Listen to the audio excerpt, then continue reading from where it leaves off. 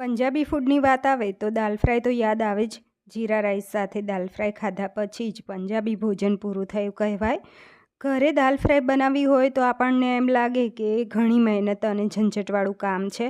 તો આજે આપણે બિલકુલ ઓછી મહેનત અને ઓછા સમયમાં ઇન્સ્ટન્ટ દાલ ફ્રાય બનાવીશું અને એનો ટેસ્ટ કોઈ પણ પંજાબી રેસ્ટોરન્ટની દાલ ફ્રાયને ટક્કર મારે તેવો બનશે. અહીંયા અડધો કપ જેટલી મેં મિક્સ દાળ લીધી છે. તે તમને કોઈ પણ ગ્રોસરી શોપમાં અથવા સુપર માર્કેટમાં મળી રહેશે. એને દાળને આપણે 3 વખત પાણીથી વોશ કરી એક્સ્ટ્રા પાણી જવા દેવાનું છે. તો આ પ્રોસિજર 3 વખત થઈ ગઈ છે. હવે પાણી એડ કરી ઢાંકી અને 15-20 મિનિટ પલાળી રાખવી. વધારે સમય હોય તો અડધો કલાક પલાળી રાખવી. તો અહીંયા દાળ સરસ પલળી ગઈ છે. હવે એમાંથી પાણી કાઢી નાખવાનું છે. તો અહીંયા આપણે ઇન્સ્ટન્ટ બનાવી રહ્યા છીએ. કુકરની અંદર 2 ટીપડી તેલ ગરમ કરવા મૂક્યું. એમાં 2 ટીસ્પૂન ઘી નાખીશું. તો તેલ અને ઘી બંને સાથે ગરમ કરવા મૂકવું.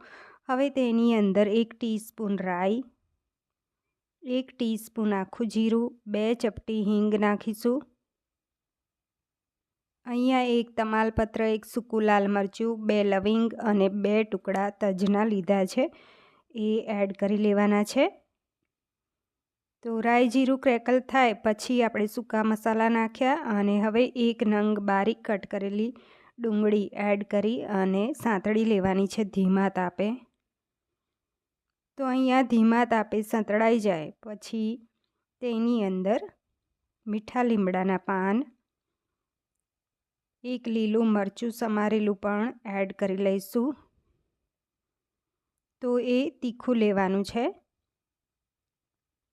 સાંતળી લઈશું.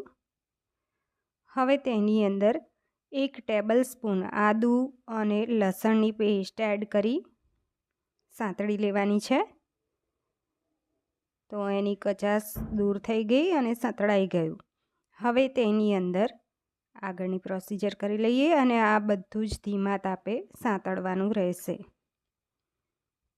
તો અહીંયા 1 નંગ ટમાટું ઝીણું કટ કરીને લીધું છે, એડ કરી અને સાંતળી લેવાનું છે.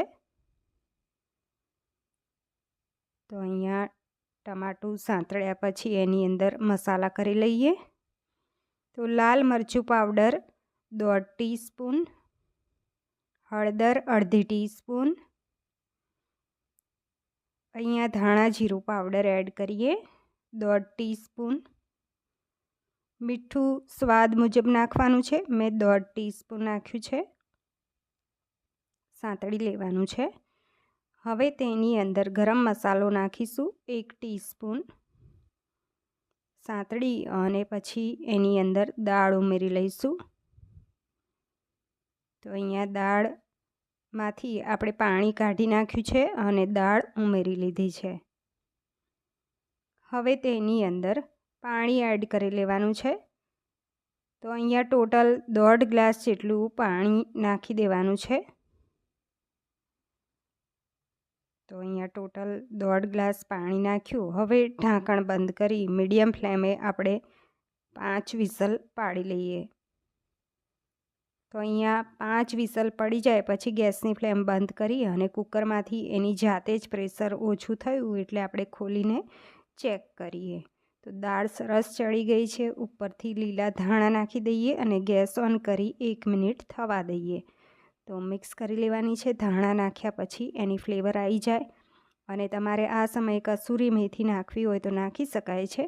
હવે છેલ્લે અડધું લીંબુનો રસ નાખી દઈએ અને મિક્સ કરી લેવાનું છે. ગેસની ફ્લેમ બંધ કરી લઈશું. તો એકદમ ટેસ્ટી એવી દાલ ફ્રાય તૈયાર થઈ ગઈ છે.